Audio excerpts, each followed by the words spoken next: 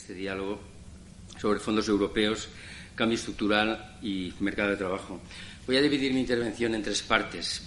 Primero, comentaré lo que a mí me parece son aspectos positivos y negativos que contiene el plan del Gobierno, en relación sobre todo con el mercado laboral. Después formularé los 12 atributos o las 12 dimensiones que yo considero también que son más relevantes en un mercado laboral y sobre las cuales el plan del Gobierno debería de haber hecho hincapié. Y por último, y puesto que estamos tocando un asunto sobre justicia social, estoy pensando ahora en Raymond, sé que es un tema que es el que le interesa, intentaré responder a una pregunta quizá un tanto provocativa.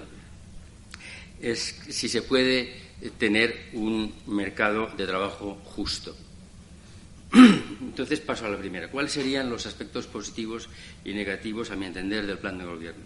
Entre los positivos, yo digo que realiza un diagnóstico ajustado a la realidad sobre la situación de la economía española, reconoce la dualidad del mercado laboral, simplifica las modalidades de contratos, consolida los ERTEs como instrumento permanente de flexibilidad interna de las empresas, alternativo a los despidos, propone corregir los déficits en formación profesional y las causas de abandono escolar, así como prevé crear 50.000 nuevas plazas de educación infantil. Propone la modernización de la administración pública, propone una reforma fiscal, etcétera, etcétera.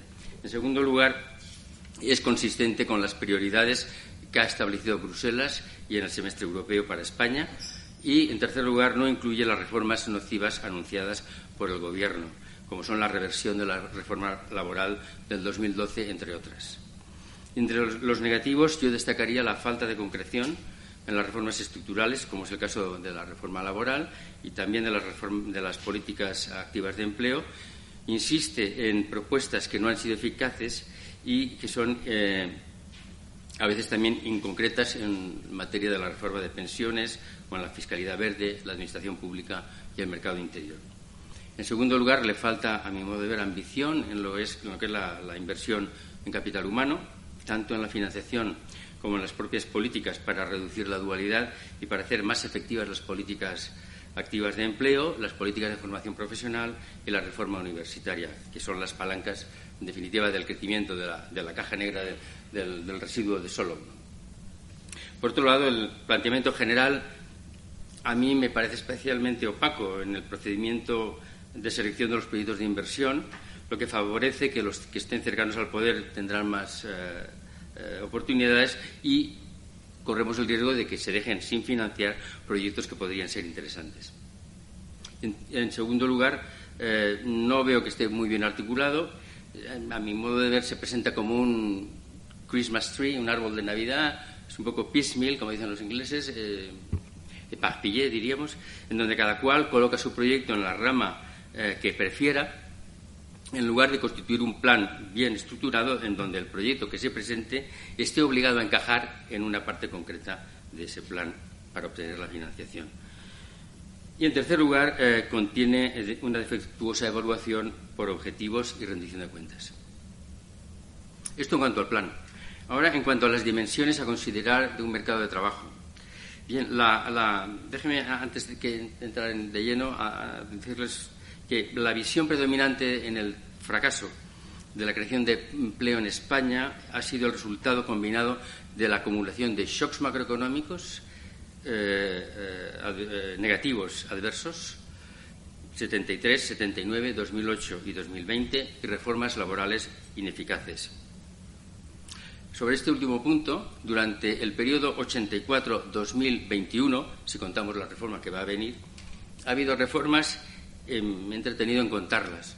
En el 84, con 2 cambios regulatorios. En el 89, en el 92, en el 94, con 4 cambios regulatorios. En el 97, en el 98, en el 2001, el 2002, 2006, 2010, 2012 y la que esperamos para este año. En los últimos 37 años, por lo tanto, hemos introducido 16 cambios regulatorios y nos sale una media de una reforma laboral cada 2,3 años. Y no ha habido gobierno que se precie que no haya tenido su correspondiente huelga general. Yo creo que estas cifras hablan por sí solas, creo que hay un trabajo por hacer y evidencia que tenemos un problema de mercado de trabajo. Recuerdo a mi director general cuando llegué en la comisión en el 86 y preparábamos el primer informe para España, que a la vista de que la demanda interna, Juanjo Dolado lo recordará, crecía como un cohete al 6,5%, el mercado de trabajo parecía insensible. Y Antonio María Costa nos dijo, ustedes tienen un problema de mercado de trabajo. Modernizar el mercado de trabajo, hacerlo más eficiente para las empresas, por una parte, y más seguro para los trabajadores, por otra, exige combatir sus debilidades estructurales. ¿Cómo estaría caracterizado nuestro mercado de trabajo? Juanjo lo tiene muy bien explicado en su producción académica. Estamos ante un trabajo dual a varios niveles. Hay una primera dualidad porque estamos ante un mercado de trabajo a dos velocidades. Una demanda de trabajo rápida, una demanda de trabajo en donde las habilidades que solicitan las empresas cambian en torno a un 8 o 10% cada año, mientras que la oferta de trabajo es mucho más lenta. Las habilidades de quienes entran en el trabajo cambian en un 2% al año. De manera que hay un mismatch, hay un desajuste entre las habilidades que cambian muy rápidamente, que demandan las empresas, y lo que es capaz de ofrecer la universidad y otros centros de formación, lo que amplía la brecha de habilidades, el skill mismatch. El plan reconoce que hay un 33% de trabajadores que están afectados por este desajuste de capacidades o de habilidades y que nuestro sistema educativo exhibe elevadas tasas de abandono escolar temprano. El plan habla de un 17% frente a un 10% en Europa. Y, por otro lado, también existe en España, esto no lo dice el plan, pero es la realidad, existe un elevado número de colegios gueto, puesto que España es el país que más segrega a los alumnos en centros, según su renta familiar, detrás de Turquía y de Lituania, según un informe reciente. Este es un tipo de dualidad, mercado de trabajo a dos velocidades. Una segunda dualidad, muy estudiada por Juanjo Dolado, es la dualidad en el tipo de contratos, entre protegidos y desprotegidos, incluido el precariado, que es una nueva categoría social cuyo hecho diferencial no es el nivel salarial, sino la falta de apoyo de la comunidad en tiempos de necesidad, la ausencia de garantías de la empresa y de prestaciones sociales por parte del Estado y, sobre todo, la falta de una identidad basada en el trabajo, pues su sentido de alienación y de instrumentalización se intensifica al no sentirse parte de una comunidad laboral solidaria. Y esto es lo que es el caldo de cultivo del populismo. Está claro, y hace que las luchas no sean interclasistas, sino intraclasistas. La precarización del mercado laboral en España hace que presente una temporalidad del 26,3% en el 2019, muy superior a la media europea. Una alta prevalencia del trabajo a tiempo parcial involuntario y una elevadísima rotación de contratos de muy corta duración, que lastra el crecimiento potencial y desincentiva la inversión en capital humano por parte de la empresa. Para resolver esta dualidad de contratos, algunos economistas, entre ellos Juanjo Dolado y otros más, han propuesto un contrato único indefinido para las nuevas contrataciones con una indemnización por despido decreciente en función de la antigüedad en el servicio. Los beneficios potenciales consistirían en combatir la dualidad del mercado de trabajo sin desincentivar la contratación con contratos más protegidos. Y hace apenas unos días el Banco de España ha propuesto un fondo de propiedad del trabajador en el que la empresa adelanta parte del despido y que el trabajador puede llevarse consigo este dinero acumulado a otro puesto de trabajo o bien utilizarlo como formación durante un periodo largo de paro o bien ahorrarlo para su jubilación. Es la famosa mochila austríaca. Es una forma de flexicurity. Dado que las empresas tendrían que adelantar parte del despido, este mecanismo encarecería la indemnización por despido en 7.000 millones, por lo que el Banco de España propone aprovechar los fondos europeos de los que estamos hoy hablando aquí para financiar la transición con 8.200 millones. Tercera dualidad es por razón de sexo y de edad. Por razón de edad tenemos un elevado paro juvenil, lo acaba de comentar Fernando Mut, 35%, paro de larga duración, principalmente entre los mayores de 55 años, y en el segundo, una baja tasa de empleo femenino, la discriminación salarial de las mujeres y la feminización del empleo a tiempo parcial debido al cuidado de mayores, que es la realidad, no es un juicio de valor. Se ocupan sobre todo las mujeres, ¿no? Es una realidad que hay que cambiar. En cuarto lugar, otra característica de nuestro mercado de trabajo es la baja tasa de empleo femenino, que en el 2019 era inferior a 11,5 puntos porcentuales a la masculina. Y esta situación reduce la base del sistema impositivo, reduce las contribuciones a la seguridad social y daña terriblemente la sostenibilidad de las pensiones.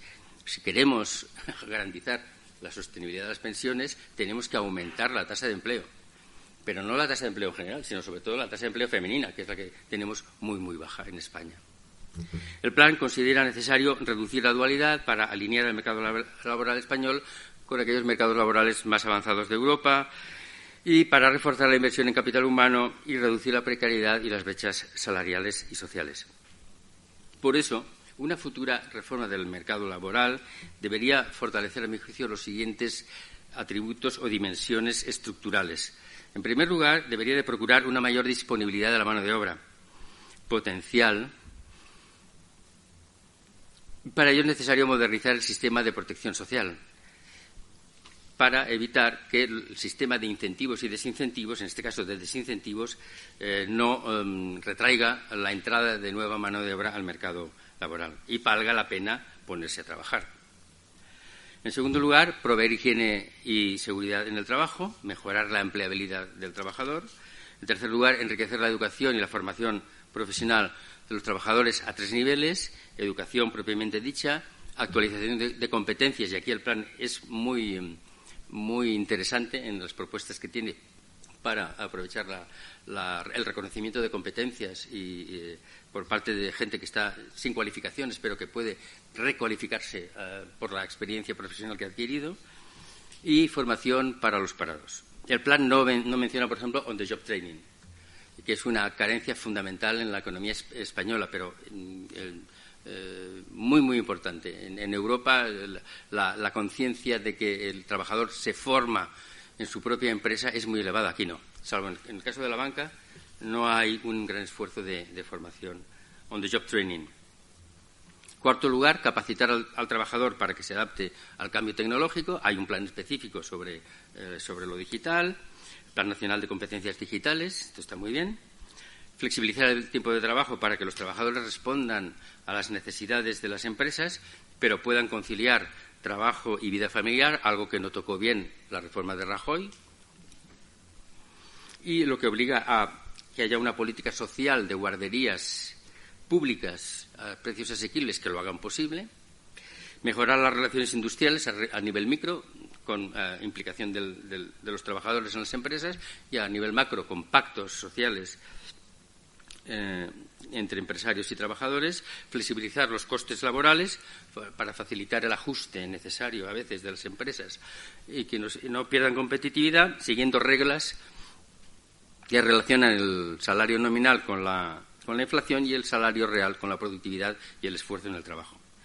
En octavo lugar, una fiscalidad sobre el trabajo que no penalice la contratación de trabajadores y que aumente los incentivos para que valga la pena trabajar, y que permita que la moderación salarial se traduzca realmente y sea sentida por las empresas en una reducción real de costes de las empresas. Un tema que el plan no lo aborda, el tema de la fiscalidad del trabajo. Novena dimensión sería flexibilizar las condiciones de contratación y de despido, que es un poco el mantra que ha mantenido hasta ahora la OCDE, en que incluyen la duración del contrato, para que no disuadan a las empresas de realizar nuevas contrataciones en fase alcista del ciclo, porque están acumulando trabajo, labor hoarding, ¿no? En el argot nuestro, ¿no? En castellano no lo sé. Y la décima dimensión sería mejorar la movilidad del trabajo en términos geográficos, sectorial y funcional. El hecho de que se quiera aumentar la flexibilidad interna de las empresas en el plan es una buena noticia también, porque estimula la movilidad funcional del trabajador, pero también es importante que haya un esfuerzo en la red de transporte público y a precios asequibles para que el trabajador, sobre todo el español, que tiene poca tradición, se mueva con cierta asiduidad.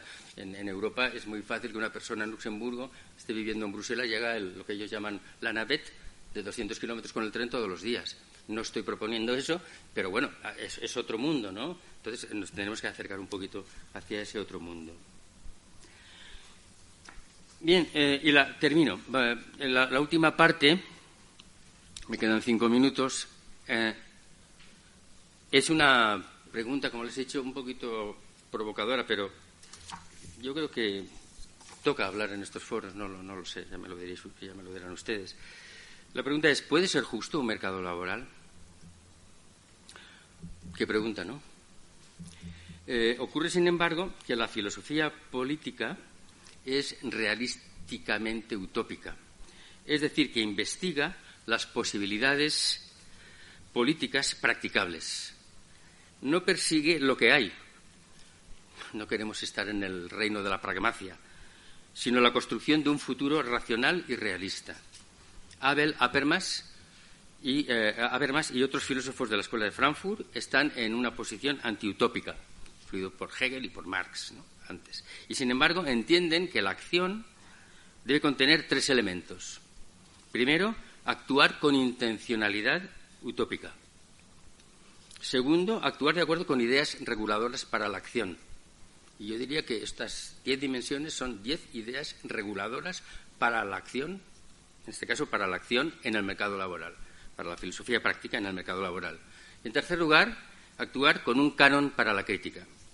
Bueno, pues demos un paso más, vayamos más allá de las 10 dimensiones.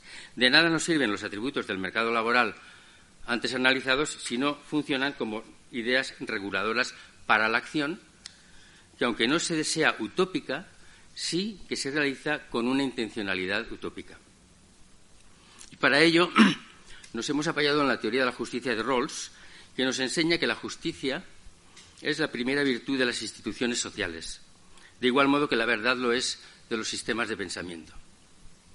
Así pues, si pensamos que el mercado es una institución social y creemos con Rawls que la justicia es la primera virtud de las instituciones sociales, es inevitable hablar de la noción de mercado de trabajo justo. Y lo entendemos como aquel en el que las personas pueden comprometerse en intercambios y obtener beneficios que sean recíprocos y justos para todos los participantes presentes y futuros y para todos aquellos concernidos en la sociedad. Persigue conciliar los principios de eficiencia y seguridad. Eficiencia para las empresas y seguridad para los trabajadores. Mediante la creación de un consenso sobre la noción de mercado laboral justo, sobre el que los agentes sociales podrían alcanzar un acuerdo razonable al que adherirse. Y quedaría resumido en esos 2 principios. El primer principio sería el principio de eficiencia, que persigue mejorar las capacidades de las empresas para llegar a ser y seguir siendo competitivas en el mercado tanto como sea posible. Esta situación ha de ser siempre compatible y ventajosa para la sostenibilidad de las pensiones del Estado, para el medio ambiente y para todos los agentes concernidos en la sociedad, sean estos empresas, trabajadores, desempleados, inactivos y generaciones futuras. El segundo principio sería el principio de seguridad, que persigue promover la capacidad de protección del sistema de seguridad social, ya sea financiado con aportaciones monetarias, con contribuciones sociales realizadas por el Estado, por empresas y por trabajadores, ya sea por otros medios, como puedan ser los impuestos.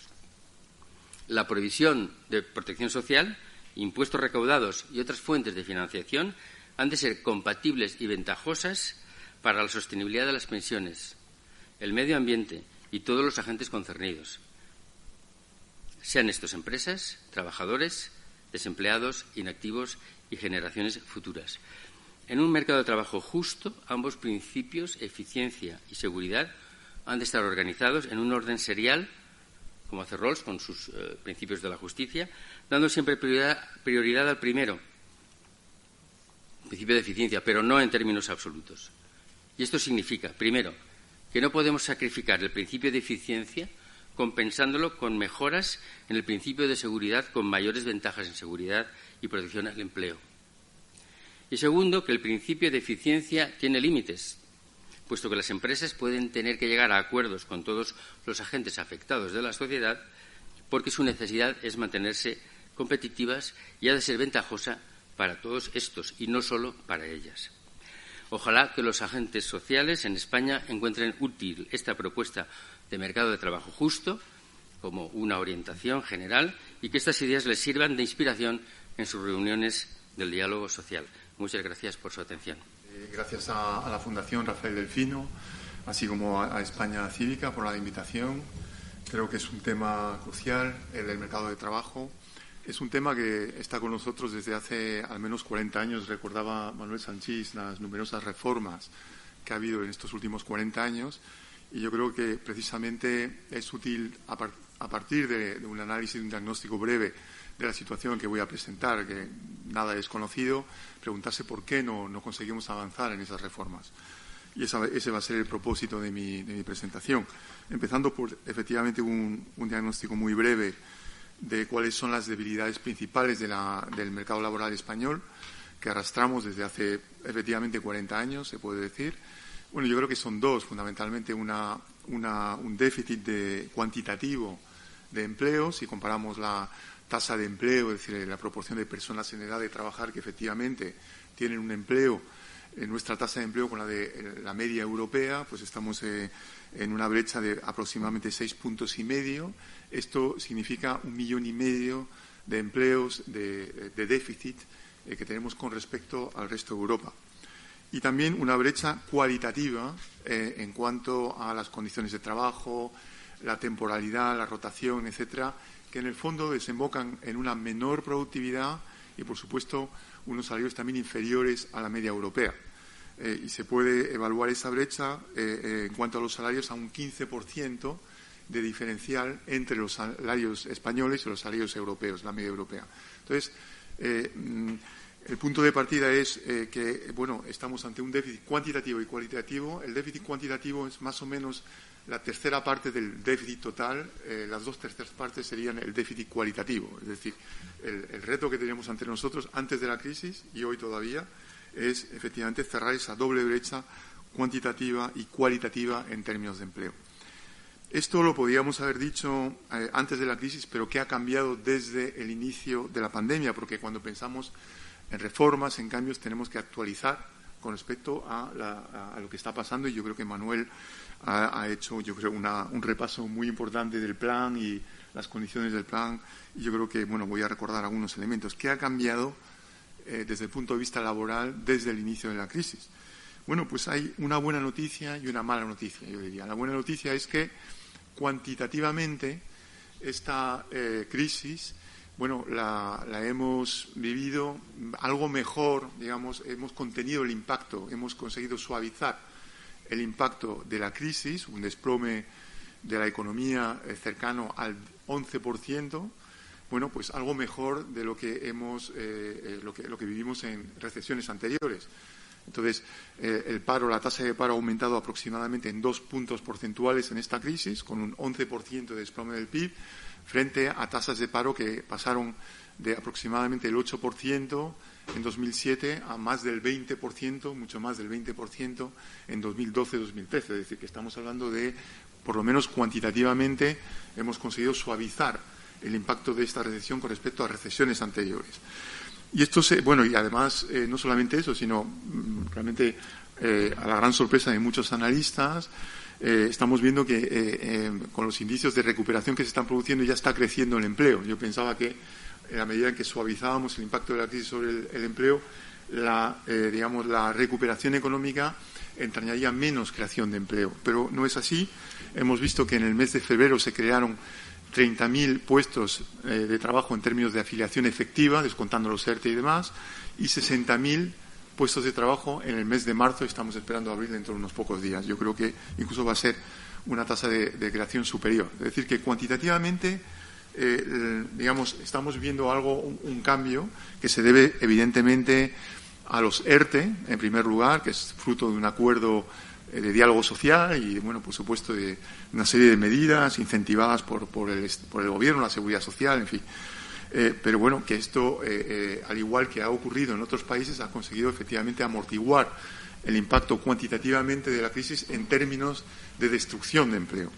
También el teletrabajo y también la política macroeconómica, es decir, que hemos tenido una política macroeconómica, así como una política laboral anticíclica, es decir, que ha tenido como principal objetivo u orientación amortiguar el impacto de la crisis económica sobre el empleo. Y esto es algo, yo creo que hay que resaltar y que creo que es positivo. Sin embargo, desde el punto de vista cualitativo, creo que estamos ante todavía retos muy, muy, muy importantes. Bueno, en primer lugar, pues todos los déficits que teníamos de temporalidad, de dificultad para los jóvenes de incorporarse al mercado laboral, de salarios de entrada para los jóvenes, etcétera, pues todos esos indicadores se han deteriorado. Pero yo diría que de manera más profunda, con la crisis lo que hemos visto, y esto es algo disruptivo, es decir, que no es una crisis y estamos ahora recuperándonos, no. Estamos ante una crisis y estamos ante, sobre todo, una transformación acelerada de la economía y, por supuesto, del mercado laboral, que tiene que ver con la transformación digital. Es decir, que la crisis pandémica lo que ha hecho es acelerar en un corto tiempo aquello que se hubiera producido en varios años. Una transformación digital que significa no tanto un déficit cuantitativo de creación de empleo. Nunca la economía mundial había creado tantos empleos como antes de la crisis pandémica, 30 millones de empleos creados en el mundo cada año antes de la crisis, cuando se pensaba con los robots, la inteligencia artificial, que se iba a destruir empleo, que iba a desaparecer el empleo. Esto no es así. Hemos visto una afiliación que se está creando empleo en España, en Italia, en Alemania, en Francia. Es decir, que no hay un problema cuantitativo, sino esos problemas cualitativos, pues se exacerban con esos cambios que entrañan todo tipo de disrupciones. En primer lugar, en la relación laboral. Esto ya no es una relación laboral entre una empresa y un trabajador asalariado, sino entre personas que trabajan y la plataforma. Es decir, que el trabajo transita incluso directamente por la plataforma sin la intermediación de una empresa. No es un trabajo, por supuesto, ya necesariamente a tiempo completo en un lugar determinado. Existen los nómadas laborales. El nomadismo laboral es un fenómeno que se extiende. Todo tipo de freelance, en fin, interinos, crowdworking, que todavía no tiene traducción al español. Es decir, la aparición de nuevas formas de empleo que rompen el modelo tradicional de trabajo asalariado a tiempo completo en la misma empresa toda la vida. Esto es algo que es disruptivo. Incluso más disruptivo es un cambio en la organización del trabajo. Lo que hemos vivido con la crisis pandémica es una aceleración de cambios que ya se venían produciendo.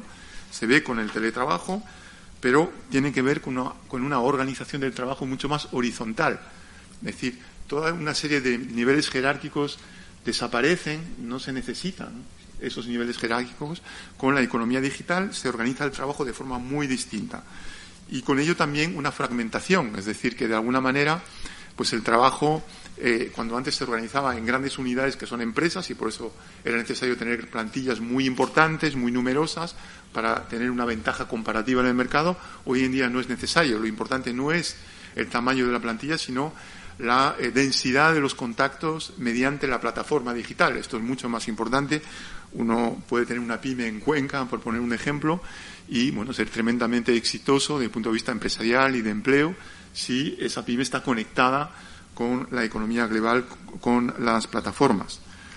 Y todo ello lleva a una cierta polarización en el sentido de, un incremento de la demanda de empleo para tareas que no son rutinarias y que requieren mucho capital humano, educación, porque son innovadoras, etcétera, pero también un incremento de la demanda de trabajo no necesariamente muy cualificada, pero que requiere relación interpersonal que no se puede sustituir por los procesos digitales algorítmicos. Y lo que disminuye es la demanda de trabajo, que puede ser relativamente cualificada, pero intermedio entre esos dos polos, y que disminuye. Y esto pasa en todos los países, también en España, de manera mucho más compleja, pero también en España y, por supuesto, en todos los países desarrollados.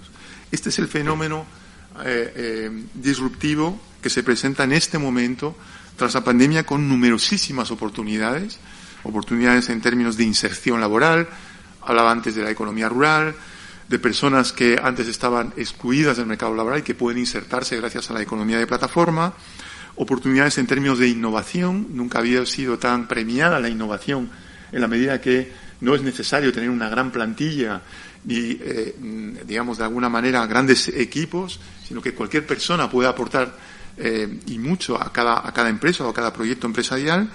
Oportunidad, sobre todo, en algo muy importante desde el inicio de la revolución industrial, que es la emancipación, que es una vieja reivindicación, un viejo sueño de la clase trabajadora, que es la emancipación, es decir, que de alguna manera exista una conexión directa entre la persona y su propio trabajo. Es algo que se había perdido de alguna manera con el mundo asalariado, se había, digamos, desvirtuado algo, y es algo que hoy en día sería posible gracias a la plataforma digital. Estos son enormes oportunidades, pero también enormes riesgos. Riesgo de polarización, mencionaba antes, que entraña, evidentemente, desigualdades en cuanto a la distribución de rentas, unas desigualdades que ya se habían intensificado antes de la pandemia, y sobre todo un riesgo en términos de inseguridad, porque yo creo que hoy en día, bueno, aquí está Juanjo, entonces hablo bajo su control, a menudo preguntan expertos como Juanjo, bueno, ¿cuáles van a ser los trabajos dentro de 10 años? ¿No? ¿En qué vamos a trabajar dentro de 10 años? Yo creo que nadie sabemos a ciencia cierta, es muy difícil predecir. Y eso ya poco a poco va calando en la sociedad, en el mercado laboral, porque nadie sabe exactamente qué tipo de tareas vamos a desempeñar, cuáles van a ser los trabajos mejor remunerados, etcétera. Hay una enorme inseguridad que se está extendiendo en el mercado laboral y con ello, con ese riesgo de polarización, desigualdades, inseguridad, crece también una fragmentación en la sociedad y yo diría incluso una fragmentación sociopolítica que estamos viviendo, por supuesto, aquí. No voy a comentar absolutamente nada, pero en prácticamente todas las democracias están conociendo ese fenómeno. Por lo tanto, hemos avanzado algo en el desafío cuantitativo, pero en cuanto al desafío cualitativo, estamos ante enormes oportunidades y también enormes riesgos ante nosotros. Entonces, ¿qué implicaciones tiene esto en cuanto al debate de la reforma laboral? Porque no se plantean los mismos términos ante un cambio tan disruptivo, no se plantean los mismos términos que hace 10 años, 20 años, o 30 años, o 40 años. Yo creo que tenemos una doble tarea, una tarea de corto plazo, yo diría. Se trata de restañar las heridas de la crisis, lo más inmediato, pues intentar reincorporar los parados, porque ha aumentado el paro en 2 puntos porcentuales, pero ya teníamos un paro elevado, estamos en el 16%. Y los ERTE, las personas en 500.000 de personas en ERTE que hay que reincorporar, y esto va a ser mucho más difícil que pasar de 1 millón de ERTE a 500.000 de ERTE. Entonces tenemos un núcleo duro de parados o de personas en riesgo de exclusión. Es una tarea ingente. Y también, y esto es mucho más complejo, preparar nuestro mercado laboral a esa revolución digital que está en marcha. Esto es algo también que tenemos que tenerlo en cuenta. Restañar las heridas, ¿cómo hacerlo? Yo creo que ahí el objetivo está. El instrumento prioritario yo creo que son todavía las políticas activas de empleo. Esto también se viene hablando desde hace muchos años. Aquí tanto Manuel como Juanjo han escrito muchísimo sobre eso. Pero bueno, ahí existe toda una ingeniería. Sabemos qué políticas activas funcionan, qué políticas activas no funcionan. Se trata de ponerlas en marcha. Pues yo creo que si pudiera distinguir un elemento, el más importante sería que hubiera un equipo de orientadores en las oficinas de empleo con aproximadamente la tercera parte de esos orientadores que estuvieran en contacto con el mundo empresarial o el mundo económico para identificar aquellas necesidades de empleo. Es increíble que en este momento, con 16% de paro, encontremos cuellos de botella, por ejemplo, en los servicios de construcción, o todo lo que tiene que ver con servicios comerciales mediante la plataforma. Hay escasez de mano de obra también en servicios digitales, en fin, etcétera. Yo creo que la intermediación es muy importante. Por tanto, un equipo de orientadores que tenga contactos regulares, aproximadamente cada 3 meses con los jóvenes, 6 meses con otros parados, de forma individualizada. Esto es algo esencial que todavía no hemos conseguido realizarlo todavía. Políticas activas de empleo. También, evidentemente, dispositivos específicos para colectivos individuales. Sabemos que las políticas activas de empleo, las políticas sociales, que tendrían que converger, a mi modo de ver, pues tienen que tener un componente específico para colectivos en dificultad, por ejemplo, familias monoparentales. Esto tiene que ser un eje de actuación prioritario muy distinto al de otros colectivos. Es decir, restañar las heridas de la crisis, pero también modernizar el mercado laboral. Y aquí yo creo que la prioridad está en la formación, con la dificultad de que no sabemos cuáles son las cualificaciones que vamos a necesitar mañana. Entonces, tiene que ser una formación no solamente inicial, pero también, como ha dicho Manuel, a lo largo de la vida, y muy reactiva a las necesidades que vayan surgiendo en el mercado laboral. Un sistema de formación muy reactiva, y yo creo que sería útil utilizar la experiencia de las oficinas de empleo, de lo que es servicios a los parados, que han funcionado en los países como Australia o Holanda, por ejemplo, que han conseguido servicios de colocación para parados muy eficientes, utilizar esa experiencia para también la formación de personas que están en el empleo y que tienen que, digamos, recualificarse. Eso puede ser cualquiera de estas personas que nos están escuchando o de nosotros mismos, evidentemente. Y, por tanto, esto es una tarea ingente que tenemos ante nosotros. Para los jóvenes, yo creo que también aquí pues necesitamos aproximar el sistema educativo y el mundo del trabajo, utilizando también lo que sabemos que ha funcionado y que está funcionando en los países que son punteros en esto. Por ejemplo, en Estados Unidos existe lo que se llama los T-Tech, que son, sistemas de formación para jóvenes que están en dificultad, con riesgo de abandono temprano, que tenemos muchos, aproximadamente el 17% en el caso de España, el doble de la media europea, casi el doble, el 10% en Europa, 17% aquí. Bueno, pues esto funciona. Entonces, también, ¿por qué no hacerlo? Hace falta aproximar la comunidad educativa y la comunidad de la economía para crear este tipo de instituciones como los PITEC, etcétera. Bueno, segundas oportunidades para jóvenes que ya han desconectado de la educación y que no tienen empleo. Cambiar también la cultura empresarial, porque si estamos ante una revolución del trabajo y las estructuras tradicionales de la empresa van a cambiar a gran velocidad, las más exitosas se van a mantener en el mercado, las otras pueden desaparecer, y por tanto es importante facilitar ese cambio en la cultura empresarial. A menudo hemos insistido en reformas que tienen que ver con el marco normativo, pero hay que tener en cuenta reformas dentro del funcionamiento de la propia empresa. Creo que es algo muy importante. Acercar el sistema de protección social a los diferentes tipos de empleo. Yo creo que tiene que haber más portabilidad. En muchos países están reconsiderando la diferencia entre trabajador autónomo y trabajador asalariado desde el punto de vista de la protección social. Es decir, que hoy en día cualquier joven sabe que va a trabajar un tiempo como asalariado, otro tiempo como autónomo, otro tiempo con otro tipo de estatuto, en fin, y tiene que haber perfecta portabilidad, y también desde el punto de vista fiscal que no se desincentive formas de empleo estables cuando la necesidad de empleo es también estable desde el punto de vista de la protección social. Esto es algo, un cambio muy importante en ese instrumento esencial para la seguridad, precisamente, que es la protección social. Y, por supuesto, la normativa laboral. Antes ha mencionado Manuel la mochila austriaca o el contrato único.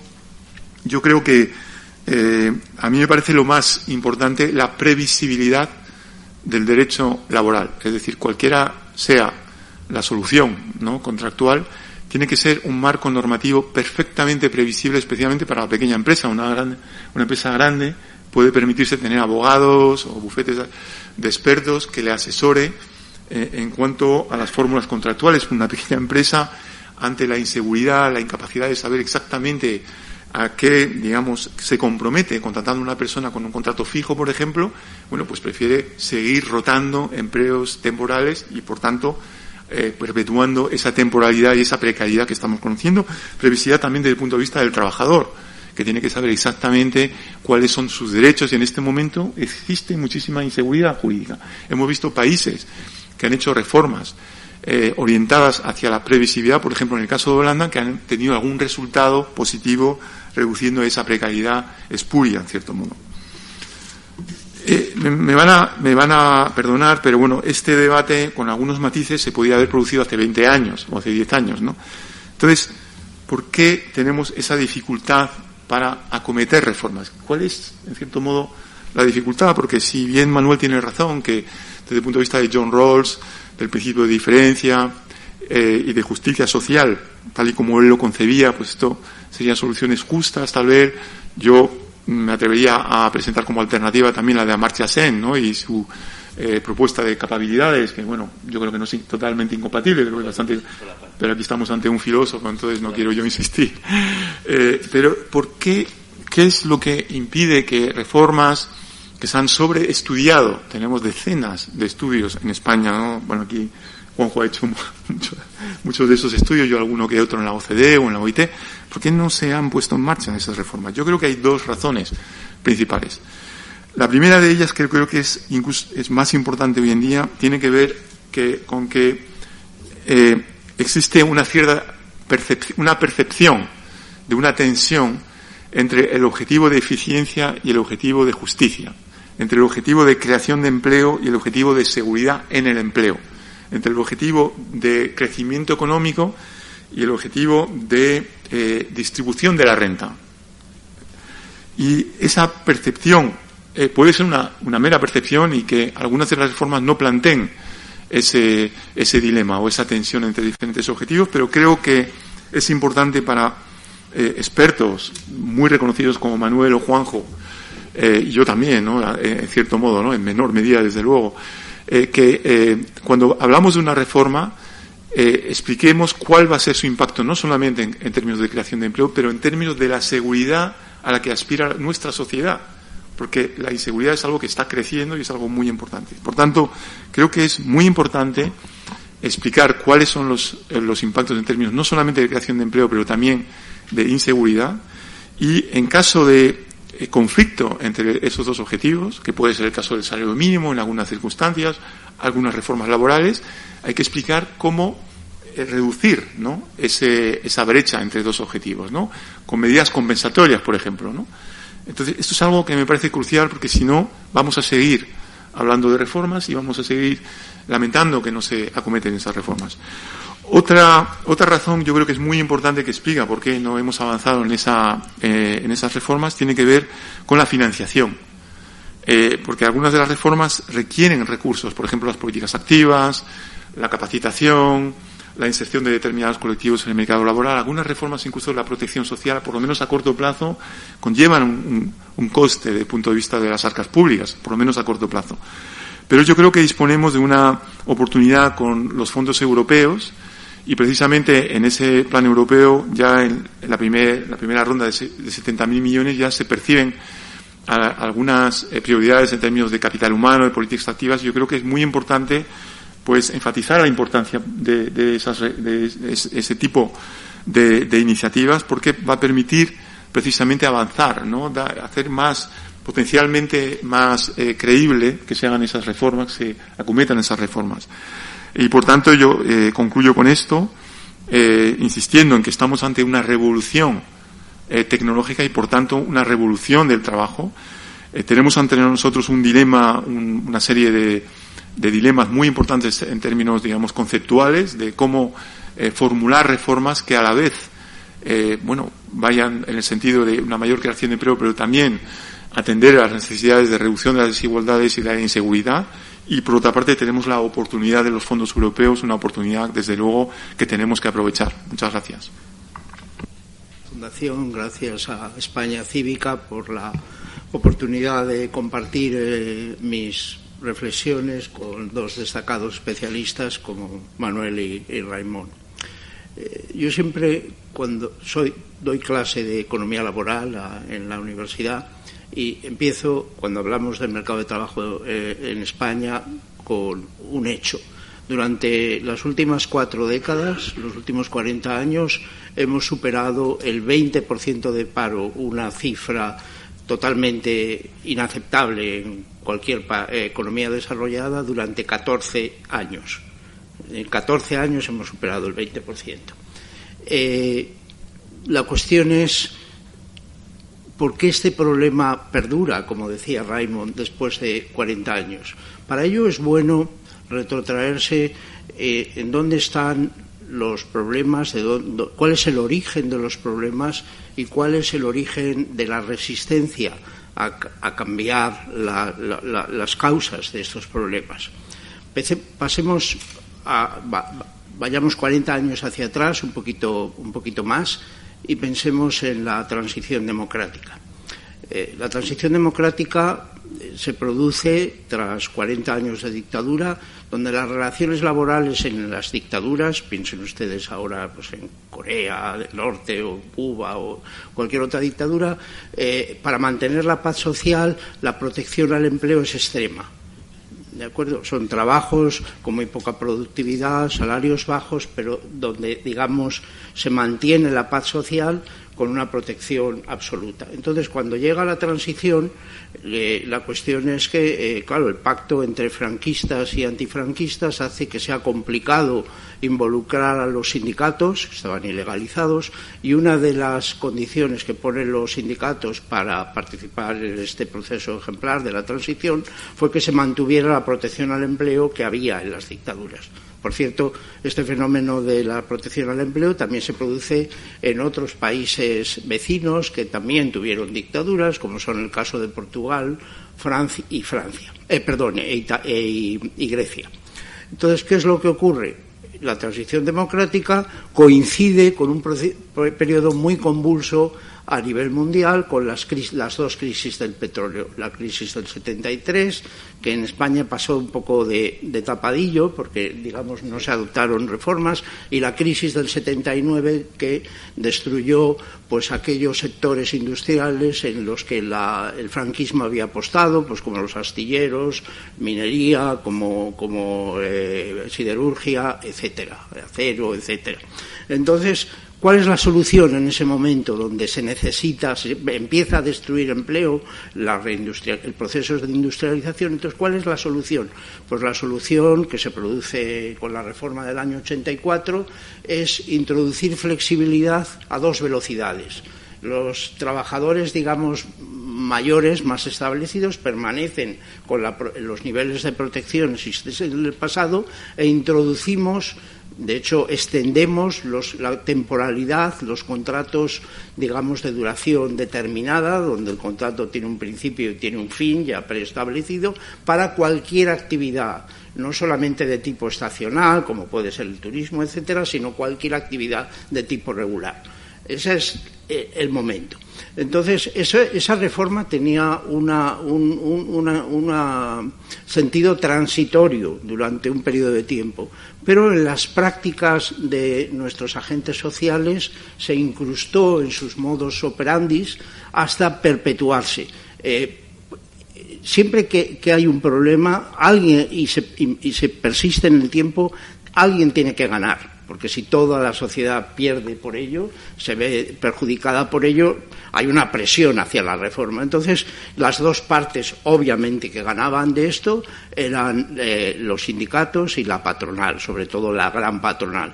¿Por qué? La gran patronal, pues obviamente abarataba sus costes, los costes de despido en España eran altos, pensemos que eran 45 días por año trabajado de salario, con máximo de 42 mensualidades por el despido improcedente y 24 días para el despido objetivo. La gran patronal siempre ha existido la incertidumbre jurídica sobre si el despido iba a ser declarado procedente o improcedente, pero eso existe en casi todos los países.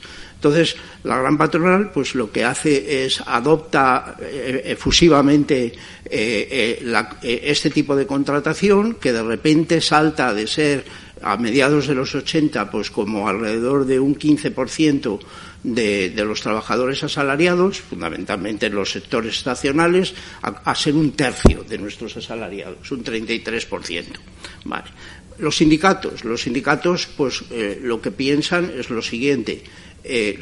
Digamos, los trabajadores fieles son los trabajadores de toda la vida, los trabajadores con un contrato indefinido, y por tanto son los que votan, los que están afiliados en las elecciones sindicales, y por tanto su mayor interés es proteger sus intereses, y digamos los contratados con contratos de duración determinada pues no son el objeto de su principal interés. Entonces, resistencia a cambiar y la patronal también.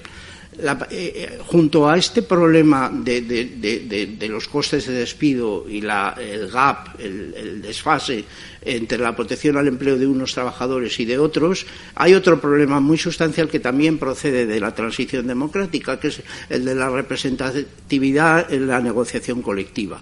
El momento de que tiene en los principios de los años 80, con la aprobación del Estatuto del Trabajador y las primeras elecciones generales, no con unos sindicatos que hasta hacía 2 días eran ilegales, era muy difícil montar unas elecciones rápidamente. Entonces, ¿qué se hizo? Pues se permitió que, con sacar, digamos, un 10% en las elecciones sindicales a nivel nacional, cualquier sindicato y cualquier patronal tuviera la capacidad de estar representado en los comités de empresa de cualquier tipo de empresa. Entonces, la negociación colectiva pues es la otra cara de la moneda de la perversidad de nuestras regulaciones, ¿vale? Entonces, si ambas partes están convencidas de que el sistema tiene que perpetuarse, ¿cuál es la actitud de los gobiernos de uno y otro signo?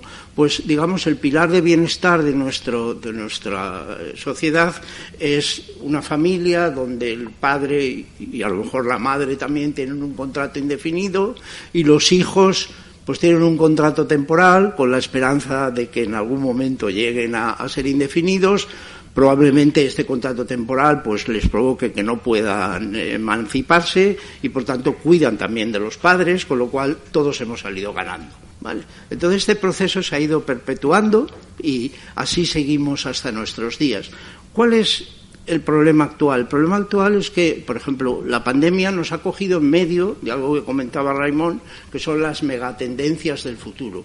Y las megatendencias del futuro es, digamos, la digitalización, la automatización, los trabajos de plataforma, etcétera, es hacia la desaparición de las tareas rutinarias. Y las tareas rutinarias son las tareas que desempeñan pues administrativos, contables, etcétera, que son, digamos, esta clase media que ha permeado en este país y que eran los padres con estos contratos indefinidos que mantenían a los hijos con los contratos temporales. Entonces, de repente hemos visto que se derrumbaba este edificio que era el pilar del estado del bienestar, porque los padres empezaban a tener dificultades y los hijos pues realmente aquel sueño de que después de 2 o 3 años de un contrato temporal la empresa me iba a ofrecer un contrato indefinido, pues no se cumplía. El trampolín, que es lo que sirve en la mayoría de los contratos temporales en otros países.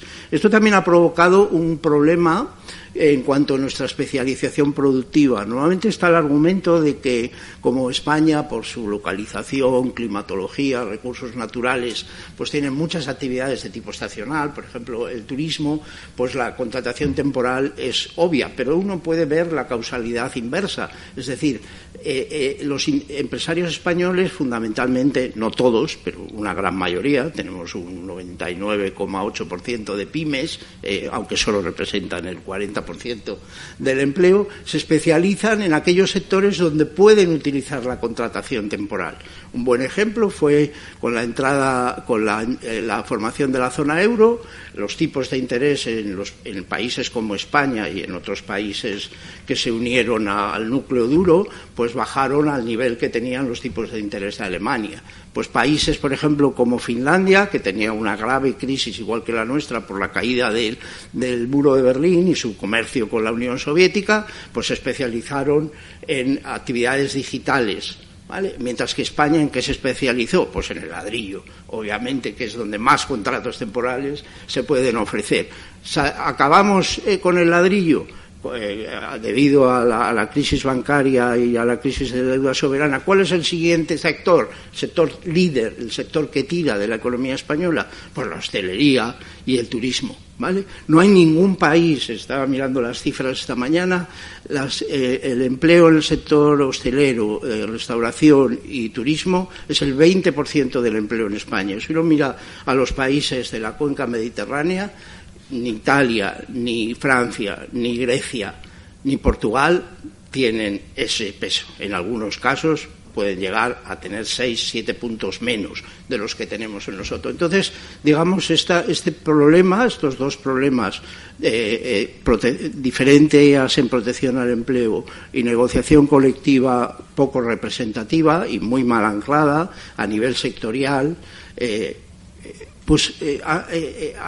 al final lo que hacen es que vayamos de burbuja en burbuja, y el problema es que las burbujas se pinchan, y las dos que hemos elegido como estructura, como especialización productiva, pues una se pinchó en la gran recesión y otra, mucho me temo, que se va a pinchar también en parte por los cambios que hay en las pautas de consumo y en las pautas de inversión en el futuro. En este sentido, pues me gustaría un poco terminar en cómo cambiaría la situación. Hay que hacer propuestas concretas.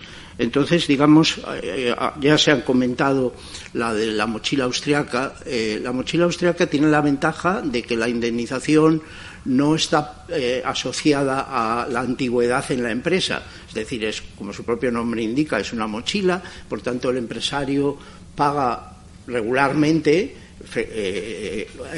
cuando el trabajador está empleado, unos puntos de cuotas de seguridad social que se van acumulando en una cuenta nominativa del empleado, y el empleado lo puede utilizar cuando le despidan, o lo puede utilizar para aumentar su capital humano, o lo puede utilizar para complementar su jubilación. ¿Cuál es la gran ventaja de esto? La gran ventaja de esto es que el trabajador lleva la mochila consigo, no solamente cuando está en la empresa. Uno puede abandonar la empresa, y en un proceso de reasignación como el que va a ocurrir ahora, donde vamos a ver empresas, sectores en decadencia y sectores en alza, algunos de ellos no los conocemos, pero otros sí, por ejemplo, los cuidados sociales, porque aparte de la digitalización, la otra gran tendencia, el gran reto de futuro es el envejecimiento. ¿Vale? ¿Por qué envejecemos tanto? Pues aparte de nuestro clima, porque debido a la dualidad de nuestro mercado de trabajo, pues las personas jóvenes no pueden tener un plan de vida y por tanto no tienen hijos. Tenemos 1,3 hijos de tasa de fertilidad, que es una de las más bajas del mundo, con lo cual tampoco es de extrañar que nuestro sistema de pensiones se vea en aprietos, porque los hijos no podrán pagar las pensiones de los padres, ¿vale? Y como los padres reciben las pensiones de los hijos a cambio de financiar su educación, pues nuestro sistema educativo, en un sistema de reparto, también se verá afectado. Entonces voy a acabar mi intervención con las tres propuestas que, digamos, hay sobre la mesa. Una es la mochila austriaca. ¿Cuál es el problema de la mochila austriaca? La transición. Esto es como cuando uno pasa de un sistema de reparto a un sistema de capitalización en las pensiones. ¿Qué pasa con la generación presente? ¿Qué pasa con aquellos que despedimos hoy, pero las empresas no han cotizado por ellos en el futuro? Pues posiblemente la idea de utilizar parte de los fondos de nueva generación para suavizar este proceso sería bueno, porque aumentaría la movilidad laboral. ¿Vale? Esa es una solución. Personalmente, tampoco soy un firme creyente. Cuando uno ve la mochila austriaca, se llama así porque se implementó en Austria a principios de la década de los 2000. Entonces sí que ha aumentado la movilidad, pero tampoco ha sido. En Austria se está pagando, me parece que es 1,9 puntos porcentuales de cotizaciones por parte de las empresas, pero sí que parece que lo que sí que ha ocurrido es que la tasa de mortalidad de las empresas ha disminuido, porque en vez de, cuando la empresa va mal y encima despide y tiene que pagar ese monto fijo y alto en España de costes de indemnización, pues esto agudiza la gravedad del problema, mientras que si va pagando de forma continua, un poquito poco a poco, año a año, digamos, durante la carrera laboral del trabajador, pues digamos la carga se suaviza. Esta sería una posible idea.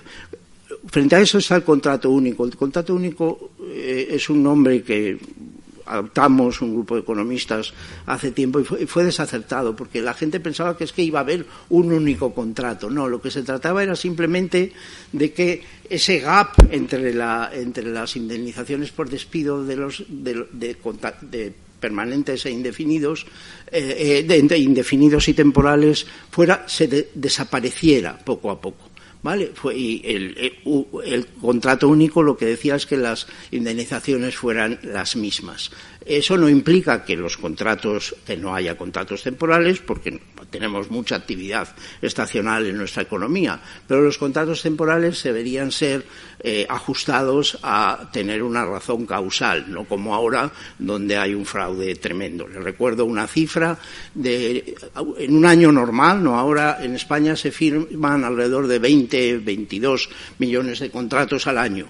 De ellos, alrededor de 19 millones de contratos son temporales. De esos 19 millones de contratos, un 25% duran menos de una semana y un 40% duran menos de un mes.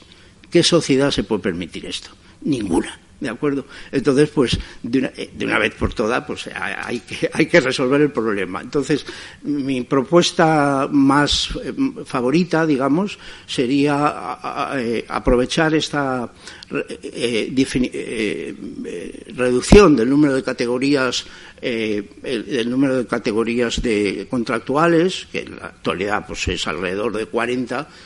Aunque básicamente son dos, que son la contratación indefinida y la contratación la contratación temporal y la contratación a tiempo parcial, pero no simplemente poniendo los 40 contratos en 3 categorías, como es lo que pretende hacer el Gobierno, sino redefiniendo las categorías. Mi propuesta concreta es que los contratos de obra y servicio y los contratos eventuales, por circunstancias de la producción, pasen a ser contratos indefinidos, sujetos a las mismas condiciones que un contrato indefinido. Un contrato indefinido, recuerden, es algo que su fecha de término no está definida, no significa que sea eterna hasta que la muerte nos separe, ¿no? Entonces, ¿qué conseguiríamos de esa manera? Pues conseguiríamos de esa manera, de momento, romper ese esquema mental de la temporalidad, porque la temporalidad bajaría del 22% que está actualmente, que no es porque se firmen más contratos indefinidos, sino porque ahora, como pasó en la gran recesión, toda la destrucción de empleo ha sido sobre los temporales. Se han destruido 900.000, han perdido su empleo 900.000 asalariados. De ellos, 700.000 eran temporales. Los temporales, les recuerdo que son una cuarta parte de los asalariados, es decir, que la respuesta en términos de despidos ha sido 12 veces mayor que la de los indefinidos. ¿Por qué? Pues porque son más baratos de despedir. No hay realmente indemnización si los despide uno antes de finalizar el contrato, y con esas duraciones de los contratos, si el despido es antes de que se produzca el término, pues las cifras que manejan las empresas, si yo tengo contrato algo de lunes a viernes, pues no van a ser muy elevadas, obviamente. Vale, entonces, esta medida, el problema es que puede subir el coste medio de los despidos y, por tanto, esto es perjudicial en un país que tiene costes de despido relativamente elevados. Entonces, ¿qué es lo que hay que hacer? Hay que redefinir los costes de despido objetivos por parte hacia los contratos indefinidos, que ahora están en 20 días y, según mis análisis, según mis cálculos, con 18 días serían aproximadamente neutrales. Las empresas pagarían lo mismo que están pagando ahora. Vale, esa es una propuesta muy concreta que yo creo que es la favorita. La segunda, obviamente, hay que acabar con hay que cambiar la negociación colectiva cambiando el erga omnes. El erga omnes es la eficacia general de los convenios. Lo que se firma entre una patronal poco representativa y un sindicato posiblemente tampoco poco representativo, aplica a todos los trabajadores, están afiliados o no. Esto es una excepción a nivel europeo que tampoco puede mantenerse. Vale. En tercer lugar, otra cuestión que habría que hacer es, de la reforma de 2012, uno de los aspectos más lesivos ha sido no tanto que hayan bajado las tarifas acordadas en la negociación colectiva, que no lo han hecho, empezaron a bajar en el 2017, pero no durante la crisis. ¿Qué es lo que ocurrió? Lo que ocurrió es que se redujo unilateralmente, la reforma de 2012 cambió la balanza de poder desde los trabajadores a las empresas, dio mucho más poder a las empresas, y las empresas sí salvaron puestos de trabajo, pero a cambio de reducir, por ejemplo, aquellos temporales laborales que fueron despedidos durante la gran recesión y que fueron posteriormente recontratados cuando empezamos a recuperarnos, sufrieron pérdidas salariales del 30% de su salario. ¿Vale?